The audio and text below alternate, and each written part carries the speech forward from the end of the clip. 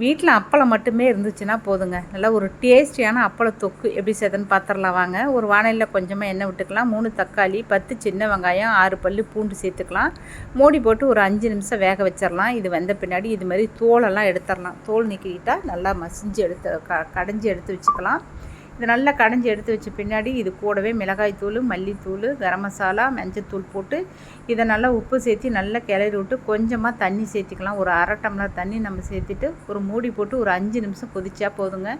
இந்த கொதிஞ்ச இதிலே பாருங்கள் எண்ணெய் பிரிஞ்சு வந்திருக்கும். இந்த எண்ணெய் பிரிஞ்சு வந்ததையும் அப்பளத்தை நம்ம உடச்சி பொரித்து எடுத்து வச்சுக்கலாம். இது கூடவே கருவேப்பிலை, மல்லி இலை போட்டு நல்லா ஒரு 2 நிமிஷம் கிளறி விட்டால் போதுங்க.